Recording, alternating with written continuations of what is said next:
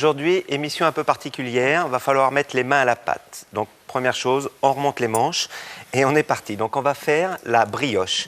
Donc je vais vous montrer les différentes phases pour réaliser une brioche. Alors, pour les ingrédients, on a besoin de farine, d'œufs entiers, de beurre plutôt pommade pour pouvoir réaliser notre brioche, de la levure, alors c'est de la levure de boulanger, donc c'est une levure que vous pouvez trouver chez votre boulanger, hein, tout simplement, et puis surtout très fraîche, il ne faut pas la conserver très longtemps au réfrigérateur.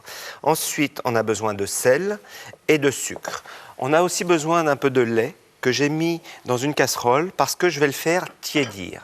Donc pour commencer la recette, on va mettre tout d'abord la levure, comme ceci, dans un récipient et on va la casser légèrement. Pourquoi je fais tiédir le lait?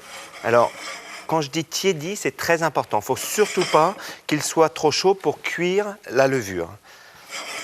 Ce qui va nous permettre, pour notre recette, de gagner un peu de temps au niveau de ce qu'on appelle du levain.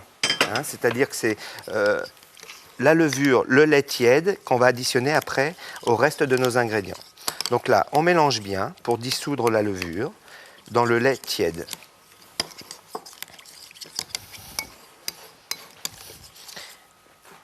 Bien mélanger comme ceci. Et on laisse ça de côté.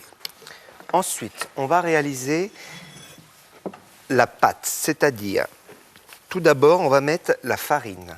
Alors la farine qu'on a préalablement tamisée, le sucre, le sel. Alors ce qu'il faut faire, et toujours la précaution à faire, c'est de bien incorporer le sel, le sucre avec la farine, parce que quand on va y additionner les œufs, ça va éviter qu'ils cuisent. On fait une légère fontaine comme ceci, et on va additionner nos œufs. Alors pour les œufs, très important, quand vous les cassez, vous les démoulez d'abord dans un récipient pour voir s'ils ne sont pas sanguinolents et pour pouvoir avoir quelque chose de consommable. Ici, deuxième œuf, et on va mettre le troisième.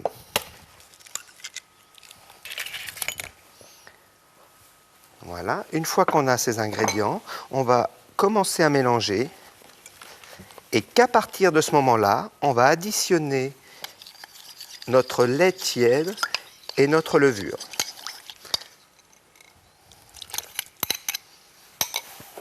Voilà. Et donc là, on va mélanger jusqu'à qu'on obtienne une pâte homogène. Alors, bien mélanger comme ceci. Alors c'est beaucoup plus facile de faire ça dans un saladier. On n'en met pas partout sur le plan de travail. On va le travailler après différemment. Alors, voyez, notre pâte doit être suffisamment compacte comme ceci. Et on va... Voilà, impeccable. Alors, il faut qu'elle se détache comme ceci, voyez. C'est très bien qu'elle se détache de votre moule. Alors, ce que je fais tout de suite, c'est que je vais la sortir de mon saladier. Je vais la déposer sur mon plan de travail. Comme ceci. Et là, on va la diviser en 3. Une première, 2 et 3. Et là, on va remettre à l'intérieur de notre saladier. Ça, c'est très important pour le mélange avec le beurre. Et on va mettre tout le beurre. D'accord? Donc, je rappelle, le beurre doit être pommade. Hein, c'est très important. Et là, on va mélanger le beurre avec le premier tiers de notre pâte. Quand le beurre est bien incorporé, on va ajouter le deuxième tiers comme ceci. Voilà, ça fait quelque chose.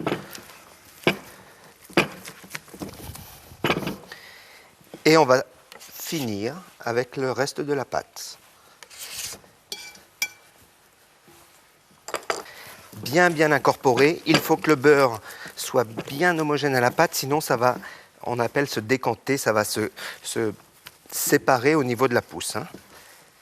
Donc voilà, notre pâte à brioche est réalisée. Alors, il faut maintenant bien nettoyer les bords pour pas que ça sèche.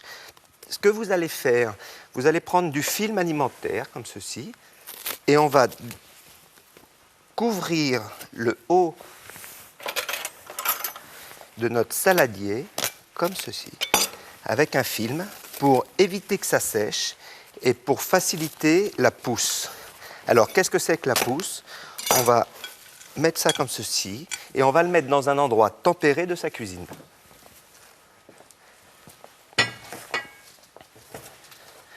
Alors, j'ai préparé évidemment une première pâte et comme vous pouvez le voir, avec le film dessus, et là, elle a poussé énormément. Alors, vous comptez à peu près, allez, on va dire une bonne demi-heure. Tout dépend évidemment de la température de votre pièce. Et là, ce qu'il faut, c'est récupérer la pâte. D'abord, on va fleurer notre plan de travail, comme ceci, et on va déposer la pâte dessus.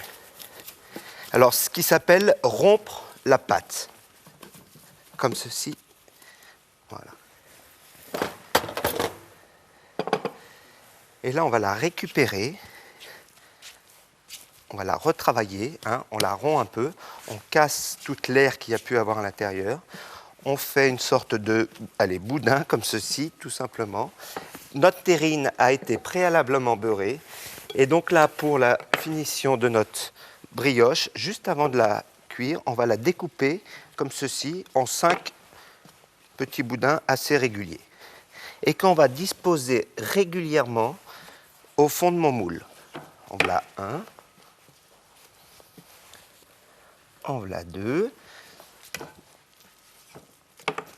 Alors donc, voyez, hein, regardez l'élasticité, c'est très important. Donc là, on la rompt, rompre la pâte, et on la dispose les uns à côté des autres, comme ceci. 3, 4, 5. Et une fois que vous avez fait cette opération, ce qu'il faut, c'est remettre un film alimentaire sur le dessus de votre pâte, comme ceci. Donc on remet un film alimentaire sur le dessus et on refait pousser à peu près une bonne dizaine de minutes, toujours pareil dans un endroit bien tempéré.